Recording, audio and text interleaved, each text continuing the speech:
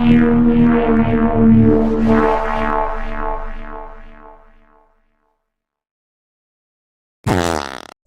going on, arcade nerds? In this video, I'm going to show you guys how to set up your P4 position. Okay, so plugging it in. This will plug in the same way that the original PCB does. So you cannot flip it upside down or anything like that. It actually plugs in the same way that the original PCB and the original harness lies. Okay, so it plugs in just like the original board. Now, there is a dip switch you might need to consider depending on what monitor you have. Dip switch 1 will switch between positive and negative sync. So for some reason you have a sync issue, flip dip switch 1 and that will switch it over to a different type of sync. It all depends what monitor you have and so on. Now, dip switch 2 and dip switch 3 are currently don't do anything. But in the future, they may control VGA output. As of now, this does not have VGA output. What comes out of this VGA connector is Arcade RGB. Okay, so let's hook this up and show you guys how to play with it. Okay, now that the P4 position is plugged in, I want to show you guys how to change games and how to get in the menu and do all kinds of stuff like that. Okay, so you open the coin door and there's a button, okay? I'm going to press this button. It's called the service button. I'm going to press it for a couple seconds. Let go. And now we're into pole position 2. Okay? So that's how you switch between pole position 1 and pole position 2. Okay? So now, if you get into test mode, normally you flip the dip switch to get into test. And this is how we get into test. Okay. Now, once you're in test, you can press and hold the service button again for 2 seconds, which I'll do now. And now we're in the P4 position test menu. Now, I can move the joystick here to select start game, the game that it starts. For example, if this is in a pole position 2 cabinet, you might want it to start with pole position 2. Or if this is in a pole position 1 cabinet, you might want it to start pole position 1. Now, when you go into select games, that can enable or disable any game. And game settings, you can go between pole position 1, pole position 2. Let's go into pole position. Now, these features are all features that are on the dip switch settings of the original PCBs. So I can say, well, I want to change how many laps, how many seconds per lap. There's practice rank, extended rank, and so on. And you can just decide if you want the speed to be miles per hour or kilometers or whatever. And I could save this and get out and move this aside again.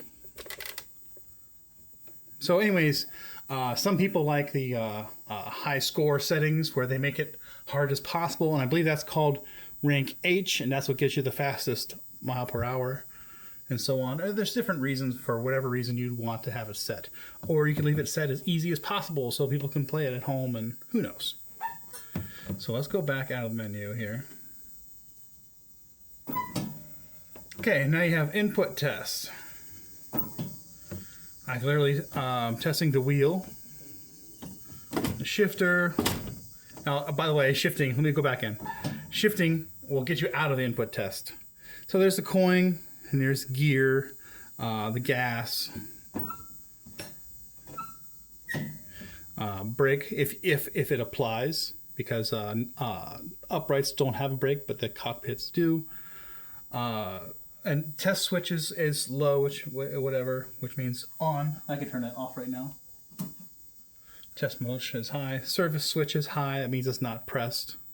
So anyways, if I switch up, I shift again in this amount of time, and that gets me out of the input test.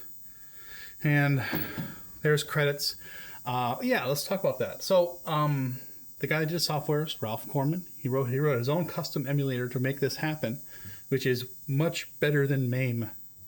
Anyways, so our testers are Richie Knuckles. He was, correct me if I'm wrong, I believe he had the 3rd highest score in pole position at one point. And Matthew Karabinas, he also had the fastest qualifying lap And I think those records are no longer the highest, but they were our testers. And, you know, I wanted really good players to check through this thing to make sure everything is right.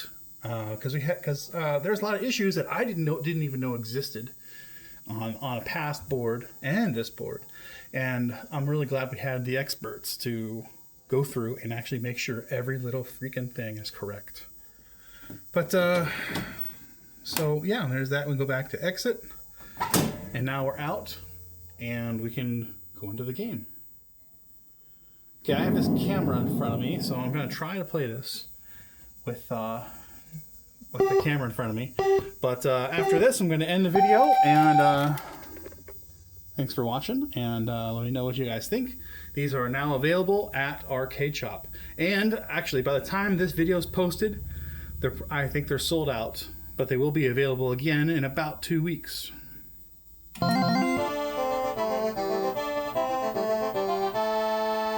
Prepare to qualify.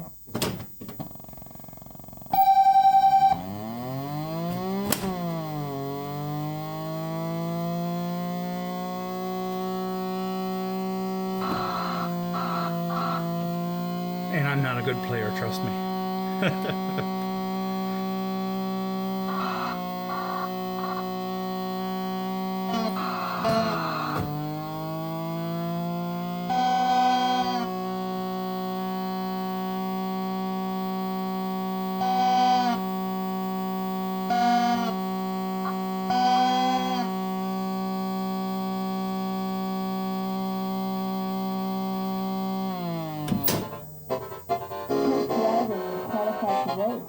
Another thing I should mention is your P4 position comes with an extra opto.